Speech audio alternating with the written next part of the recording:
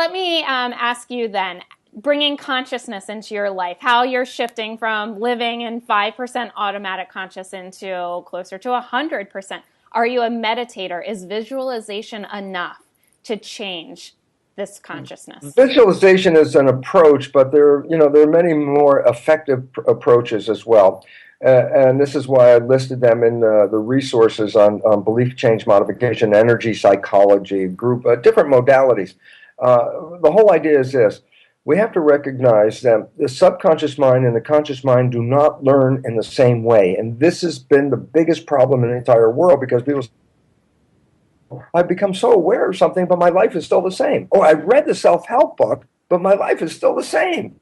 And the whole idea is this. Well, here's the point. The conscious mind is creative mind. The subconscious mind is habitual mind. It has habits in it. Significance is this. When you have habits, you don't want them to change very quickly. A habit is something you learn that you want to, like you learn how to do it. I don't want to have to learn how to do it again. I learned how to walk. I don't want to learn how to walk again. I know how to drive the car. I don't want to have to do that again. Habits are good when they're good habits. But the issue about that is the conscious mind is not a habit mind. It's a creative mind. As a result of being a creative mind, it has this great ability to synthesize and learn very fast. I can read the self-help book. I go, wow, if I give you a test, after you read the book, you say, look, I got 100 on the test. I go, great. Your conscious mind has understood all the data because it read it and it learned it. Now I say, did the subconscious mind learn from that? And the answer is no. For a simple reason, it doesn't learn that way. And therefore, there's a difference.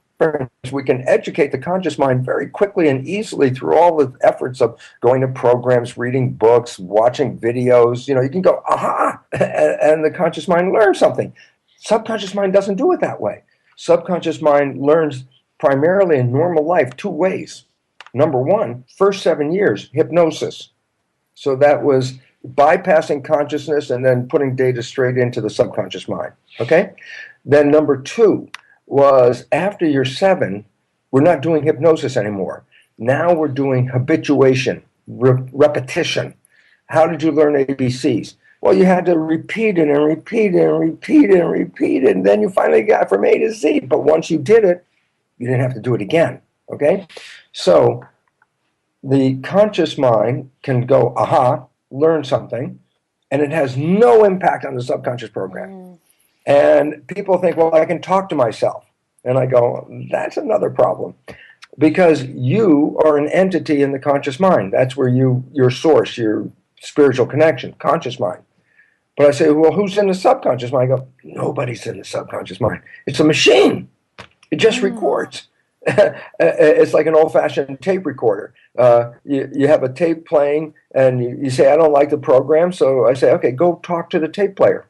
And you go up and you talk to the tape player. You say, stop playing that. Play something different. I don't like this. Play something different. I say, how much talking to the tape player will it take for the tape player to change? And the answer is, it will never change, because that's not how it learns. So basically, talking to yourself is frustrating because your conscious mind is the smart, a wise one, because that's the one that learns from everything very quickly just by hearing it. You learned it.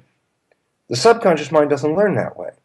And there's nobody in there. So the frustration comes with the conscious mind saying, okay, subconscious, don't play this behavior anymore. And then the behavior repeats, and then you go, hey, I keep saying don't play this behavior, and it's still playing. And I'm going, because who are you saying it to?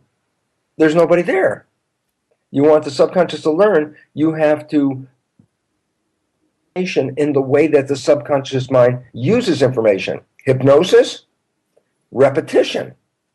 And now 3 is this new energy psychology, belief change modifications, which are like super learning techniques. If you don't use these 3, you will not change the program in the subconscious. And this becomes, the aggravating part of people. Their conscious minds are so smart. They have all the answers. They know exactly what to do, and their life doesn't work that way. And the answer is because you didn't translate from the conscious mind into the subconscious mind just because you put it into the conscious mind. People have to know that. If you want to change the subconscious, the fundamental way, hypnosis, that means you could put earphones on at night, because as you go to bed, as you're coming from consciousness to sleep, you pass through theta. Mm-hmm. And if the earphones are on, theta is a direct download in the subconscious. So you can do, subliminal tapes, really good.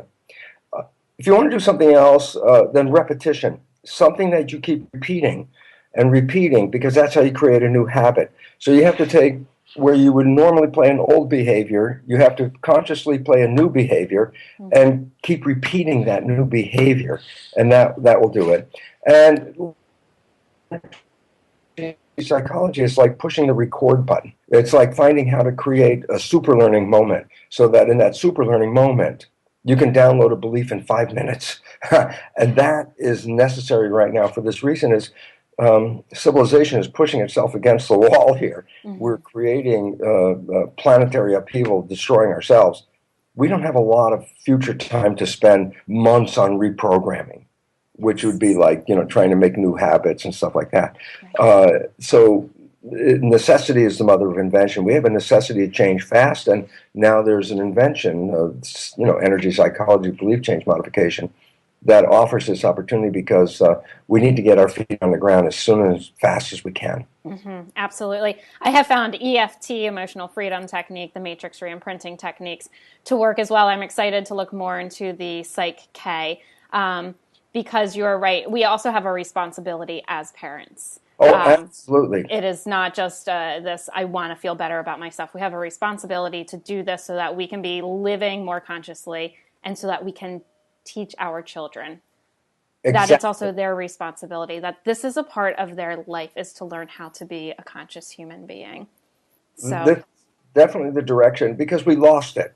And it's quite unfortunate because, as I said in the very beginning, we are in the matrix. We have been programmed. And you say, well, how'd that happen? And I go, well, interesting point. And this is, you got to own this fact, is that the Jesuits would boast, God, for 500 years, they would boast, give me a child until it's 7 and I will show you the man. What they were actually saying is, if you give me the first 7 years of programming, I will create the outcome of what will happen. They somehow knew that once the program was in, no matter what the individual wanted, it was the subconscious that was going to run the show anyway. So if I could program your subconscious, I could then control your fate. This has been repeated for 500 years. Something as serious as important as this didn't get lost by the leadership of this world. So we have all been programmed, and we're continuously being programmed. And as you mentioned, it's time for us to wake up. We have responsibilities. Once we know this, it's really responsible for us to wake up, clear our own programs, and at the same time, do not perpetuate the programming onto our children, because this is what is being, the lineage is it's a program. People think it's genetics that is the lineage, and it's like, no, the programming is a lineage. And if you change the programming, you change the life instantly at that point. And that's the most important thing that we need to understand as parents, is that everything you say, everything you do for the first 7 years of that child's life is being recorded and becoming their behavior. Yes. Thank you so much for your time. Dr. Bruce Lipton, you have just shed some light on some new pathways for me to research. I am honored. I am grateful. Thank you so much. I so appreciate this. Thank you for asking the questions, and I hope the answers were in some way useful, darling. Yes, absolutely. Thank you.